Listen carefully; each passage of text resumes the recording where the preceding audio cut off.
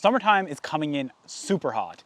Today I think it's like 26 degrees Celsius. I think it must be near 80 degrees Fahrenheit. And well, the sad reality for us Canadians is that these first couple of weeks of summer is just insane. Getting your body used to running in the heat is an insane feat. It's not an easy thing to do. A couple weeks back, I asked you guys what type of videos you want to see on the channel, and surprisingly, the #2 video in that poll was the story of my hardest race. Today the sun's beating down. It reminds me a lot of that day, because I'm sweating just walking around. Like, I can feel my body starting to produce sweat. And the thing about that race that I'm gonna tell you about is it was 40 degrees Celsius on that day, and it felt like death. I don't even know what that is in Fahrenheit. Probably just skin melting is what they'd put on the TV screen. Now, that race that I did was not a running race. It was a triathlon, so that just adds in a little bit of extra flavor to the equation.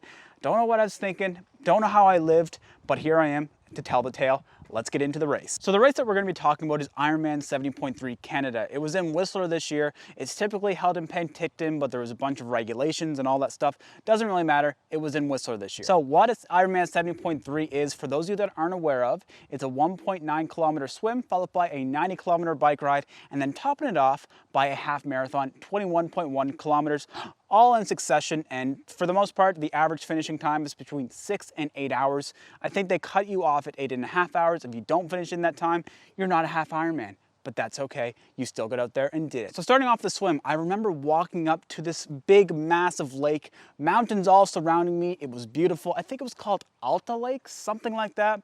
But anyway, there was about, I think, 4,000 people, because at this race, they also had a full Ironman, so that's just double the distance for everything. So I remember lining up on the start line and thinking to myself, what am I getting into right now? I didn't have the best sleep beforehand. I even had a couple of drinks the night before, which not recommended, but I was young and stupid and thought I was gonna have a great time. So I was lining up on the start line, not feeling all that prepared. I was sitting in this big, massive wave swim start. So that's what they do. They put you in a group of what you think you're gonna swim, how long it's gonna take you. You line up with the people that are gonna swim in that same area, so you're not gonna be trampled over and all that stuff. That's the theory anyway. In practice, it doesn't usually work out that way. You're still gonna get kicked in the face. That's just the sad reality of Ironman swim starts. Any triathlon swim start, honestly. So if you're gonna do a triathlon, be prepared, get kicked in the face, lose your goggles. And how do I know that, you asked? Well, as soon as I got in the water, I got kicked in the face. I lost my goggles. Fortunately, it wasn't deep at that time, so I could at least stand up, compose myself, put my goggles back on, and continue on my merry own way. So after that, I was swimming along. The first 1,000 meters or so was perfect. I remember every breath I was taking. I could see even the moon was still out at this time because it was super early in the morning. So you could see the moon and the mountains and all that stuff. And it was just absolutely beautiful. But after that first 1,000 meters, that's when I started to get a little bit fatigued, got a little bit in my own head, and started to have to do backstrokes and all that stuff. For the most part, that's just how I do swims in triathlons, so that is nothing new.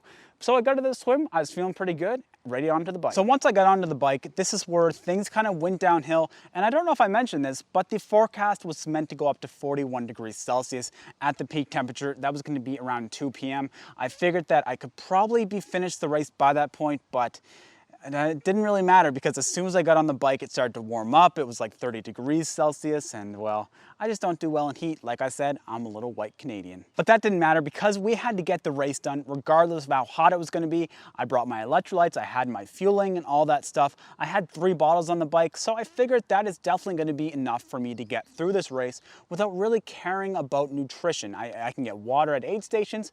I was gonna be just fine. But then, I know if you've ever done a triathlon, you've probably had this happen to you as well. One of my water bottles, as soon as I got it going, flew off the back of my bike, and that was the end of it for that day. So what I ended up doing was just going with 2 water bottles and grabbing another one at the aid station. That crisis was averted for the most part. Kept along, go down about 20 kilometers down the road and turn up this hill. And when I say turn up this hill, it was no little hill, I tell you that much. Now, another rookie mistake I'd made this time was I didn't do any type of course recon. I didn't research the course whatsoever. And what this meant was I didn't know when to go fast. I didn't know when to go slow. So essentially, I was burning myself out at points that I shouldn't have, and I didn't really have any gas in the tank, especially when I got to this hill. And this hill, it was 20 plus kilometers, I think, way up this freaking mountain essentially. And at the top of the mountain is where they did the Whistler Olympic ski trials, I believe it was. They had a bunch of different ski jumps and all that stuff, which was absolutely beautiful once you got to the top.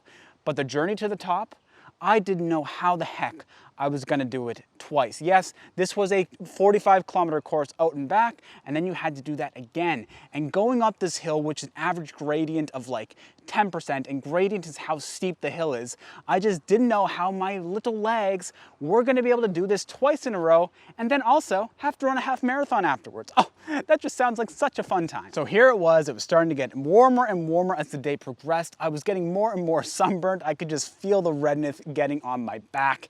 And by the time that I got up this hill and back down, I honestly thought about quitting the race 100%. Like, I didn't think that it would be the smartest thing for me to continue on because, well, you know those mental games when you're in a race or even on a training run. You think to yourself that you can't do this, you need more water, you need more electrolytes, you're not gonna be able to finish, you're gonna pass out. All these thoughts keep coming in your head.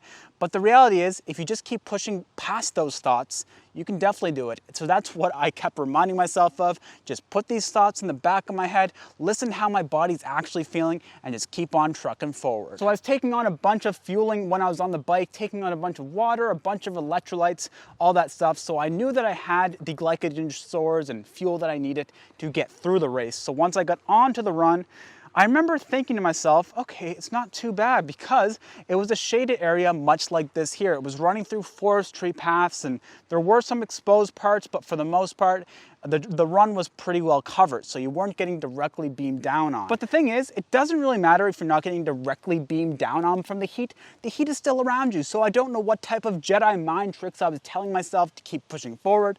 But anyway, I did keep pushing forward, and for the most part, it wasn't that bad. Like, I was drinking water and eating oranges and drinking Diet Coke, or not Diet Coke, I was drinking regular Coke, all this stuff at the aid stations to get me through the race.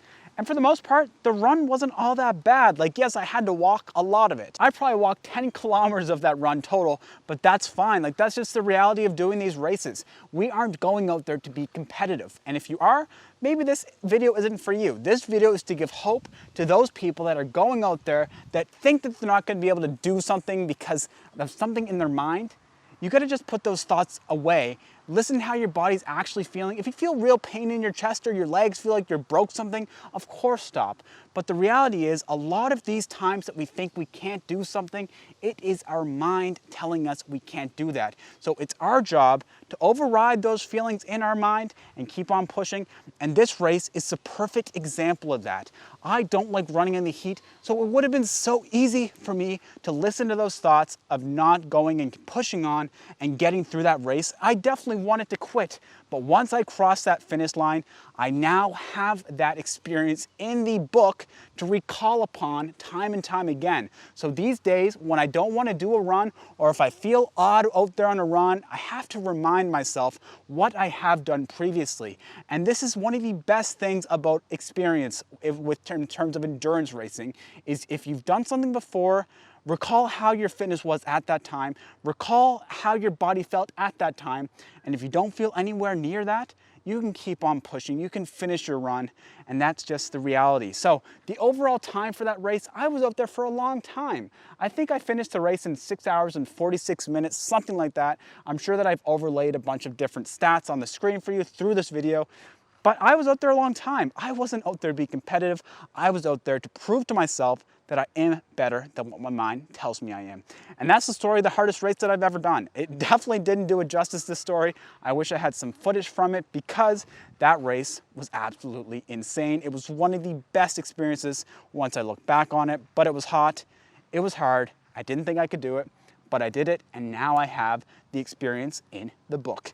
Thank you all so much for making it to the end of this little bit more of a different video, that's for sure. I've never done something like this before. So if you did like it, make sure to hit that subscribe button. Helps with the channel a ton if you hit that like button, and I will catch you on the next one.